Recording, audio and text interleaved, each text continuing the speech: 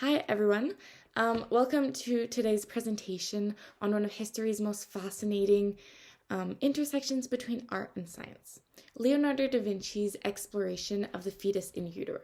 So let's travel back to the beginning of the 16th century, where Leonardo da Vinci, who was known for his artistic talents, basically explored the field of human anatomy with a brand new perspective for his time.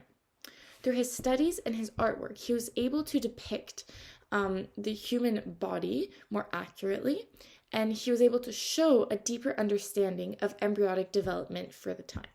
So join me as we explore this fascinating journey. All right, so before we dive into the depths of Leonardo da Vinci's exploration of the fetus in utero, I'd like to present to you with a visual centerpiece of our discussion. So while you look at it and look at all the little details, I'm just going to explain to you why Marissa and I chose this topic. I think we were drawn to this topic at first because we're obviously both in sciences, just like you all, and human anatomy and biology and all of that interests us a lot. Since we are pursuing our studies in sciences next year and hopefully one day working in healthcare, it's just a topic that is extremely interesting and important to us. And I think that for us as girls, there's also an added layer of curiosity and wonder about our own bodies and how we're able to, how we have the ability to create and nurture life. So just having that extra understanding about our own bodies, I think is super important. And I don't think it's only important for women to understand embryonic development. I think it's just as important for men or for anyone else, because I think that having this knowledge just empowers individuals to make more informed decisions about not only their own health, but about their reproductive choices as well. All right, so it's conducted between the years of 1510 and 1512. It's found in the third volume of his private notebooks, and it reveals his advanced understanding of human development. Believe it or not, Leonardo da Vinci didn't have a goal to further understand human anatomy when he first got into all of this. It was more for him to be able to correctly and accurately portray his artwork at the time. He also never published his work. It's actually Orazio, who is the son of Francesco Melzi, who later on published his work.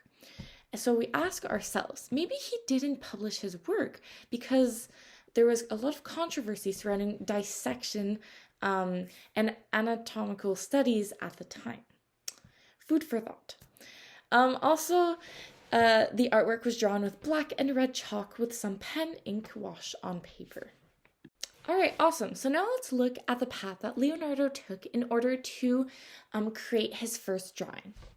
All right, so in 1506, Leonardo da Vinci is acquainted with Marcantonio della Torre. They hit it off and they start studying alongside each other for the next 4 years of their lives. They do a lot of dissections together. So dissections of mostly animals, such as cows, but also at least one dissection of a pregnant woman at term.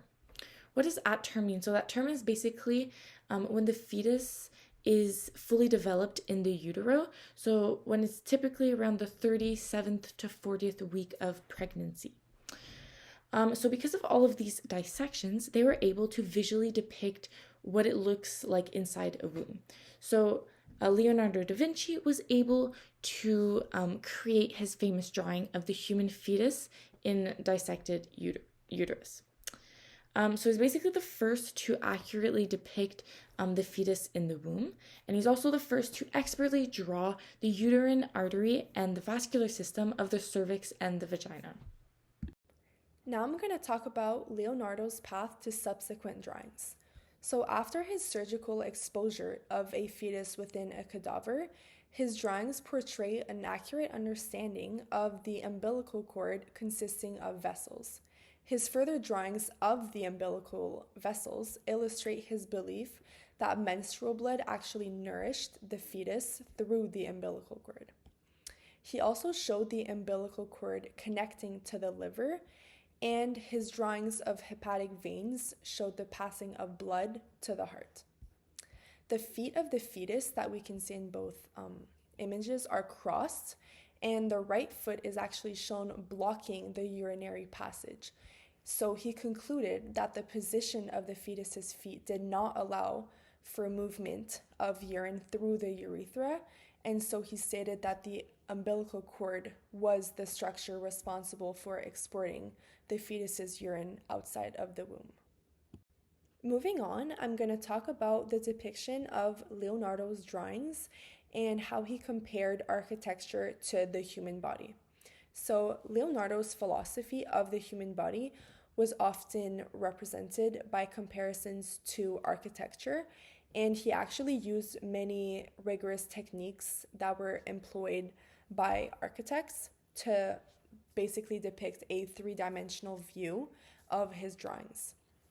And he also viewed the human body as an architectural masterpiece created by nature, where the skeleton, the human skeleton, was the rock that was basically the foundation of the human body.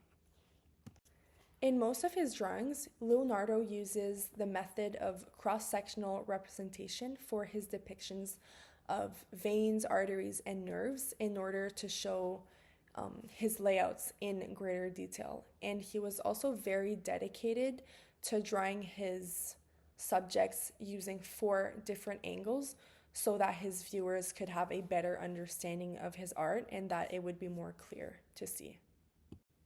Architecture was actually not the only thing that Leonardo da Vinci's drawings can be compared to.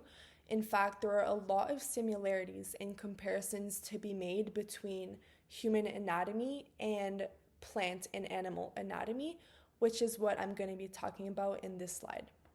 So, first of all, Leonardo da Vinci's anatomical understanding was mostly derived from textbooks written by important physicians and philosophers at the time, such as Avicenna, a physician whose influence on Islamic and European medicine persisted for many centuries, and he actually has an immense impact on today's medicine.